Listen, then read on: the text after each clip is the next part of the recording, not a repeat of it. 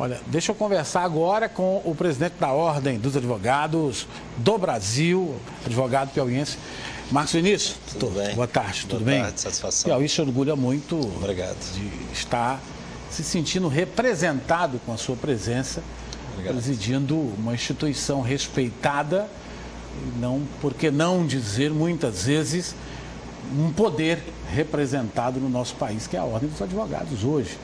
Um poder tão forte como a própria comunicação. A gente tem observado que nos últimos anos a Ordem tem se colocado tão presente quanto a comunicação, quanto ao Ministério Público. Qual é a sensação de um menino que sai lá do Maranhão, vem para o Piauí e ocupa um mais alto cargo da advocacia, podemos dizer assim, do país? Boa tarde, doutor Marcos. Boa tarde, Silas. A sensação de um garoto que veio com 11 anos estudar em Teresina, morador do bairro Vermelha, e que aqui fiz meus estudos, fiz a minha universidade, comecei nas primeiros passos na advocacia. Posso afirmar que me sinto como um advogado piauiense presidindo o Conselho Federal da OAB. Após 82 anos de existência daquela entidade, pela primeira vez um filho do sertão do Nordeste chega à presidência do Conselho Federal da Ordem.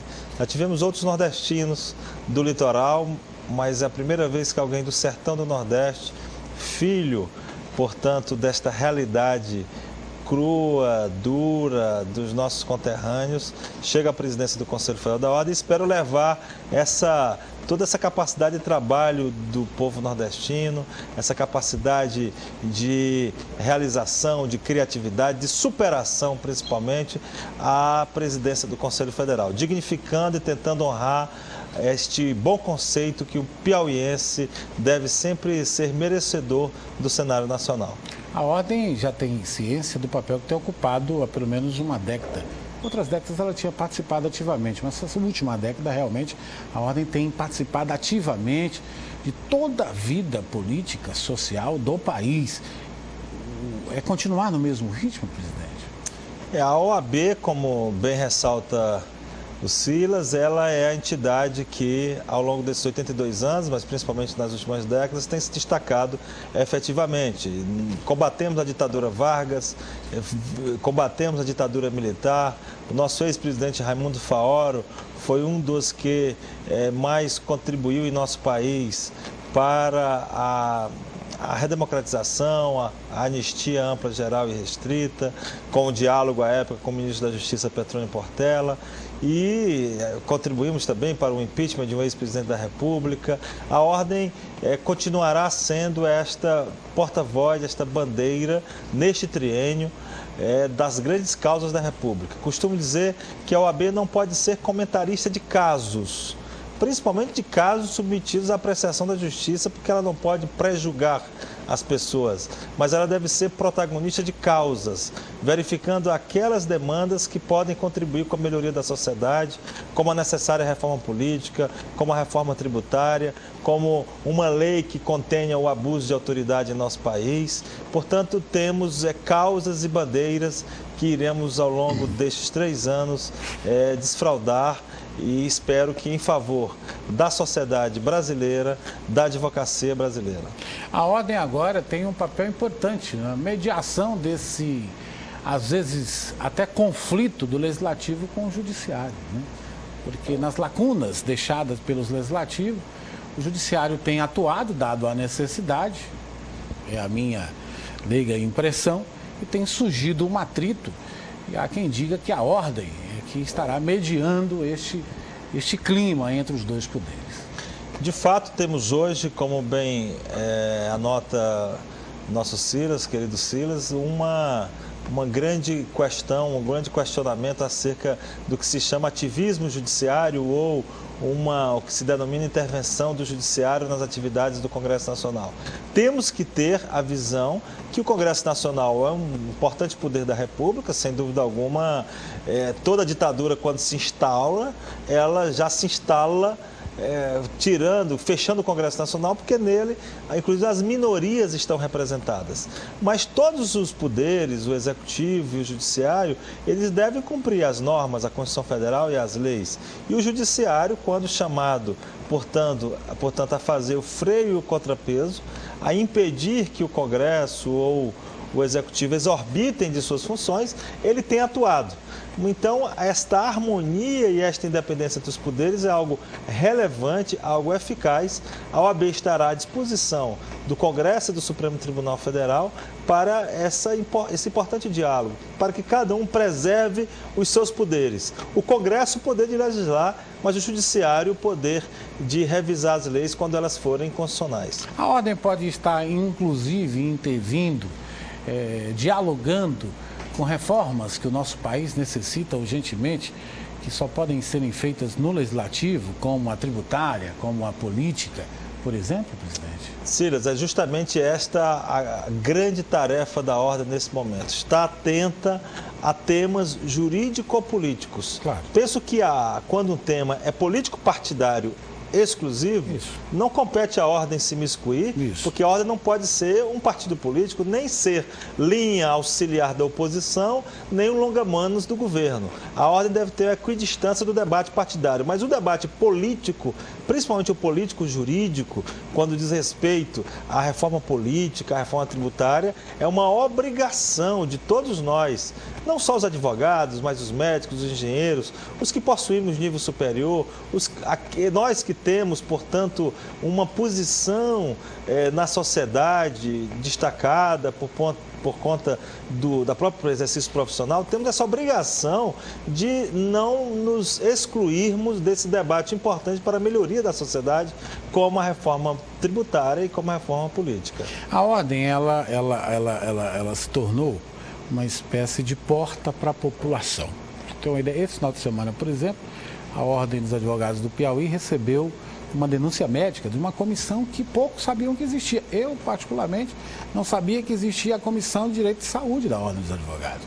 E esta comissão foi ao hospital de urgência e detectou lá a falta do cumprimento de deveres que levavam vida a riscos. A Ordem tem cumprido esse papel e tem, assim, paralelamente ao Ministério Público, que ainda não tem um amparato esperado pelo país, auxiliado nessas questões, presidente? Perfeito, Silas. A Ordem, somos, portanto, uma entidade com 750 mil advogados. Então, temos realmente ramificação e capilaridade no Brasil inteiro. E diversos temas são tratados pela Ordem. A saúde, por exemplo, é um direito constitucional, como a educação.